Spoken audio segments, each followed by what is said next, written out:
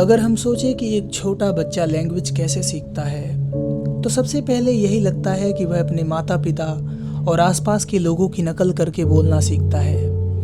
लेकिन Noam Chomsky ने कहा कि कहानी इतनी आसान नहीं है। चॉम्स्की का मानना था कि इंसान के दिमाग में जन्म से ही लैंग्वेज सीखने की एक खास क्षमता होती है।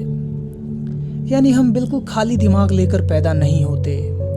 हमारे मस्तिष्क में कुछ ऐसे ही बुनियादी नियम पहले से ही मौजूद होते हैं जो किसी भी लैंग्वेज को समझने और सीखने में हमारी मदद करते हैं। इसी विचार को उन्होंने यूनिवर्सल ग्रामर कहा।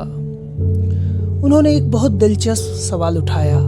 एक बच्चा अपने आसपास से जो लैंग्वेज सुनता है वह अधूरी होती है। लोग कई बार गलत बोलते हैं, वाक्य बीच में छोड़ देते हैं। फिर भी एक बच्चा कुछ ही सालों में सही और नए नए वाक्य बनाना सीख जाता है। अगर लैंग्वेज सिर्फ नकल करने से सीखी जाती तो ऐसा होना मुश्किल था।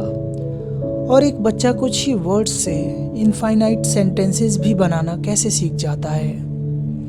इसीलिए चॉम्स्की ने कहा कि लैंग्वेज सीखने की असली ताकत हमारे दिमाग के अंदर पहले से ही मौजूद होती है। यहीं से उनका विचार इनेट आइडियाज से जुड़ता है। इसका मतलब है कि कुछ मानसिक क्षमताएं हमें जन्म से ही मिलती हैं। लैंग्वेज सीखने की क्षमता भी उन्हीं में से एक है। चॉम्स्की ने इसी फिलॉसफिक थॉट को मॉडर्न लिंग्विस्टिक्स और कॉग्निटिव साइंस के साथ जोड़कर समझाया।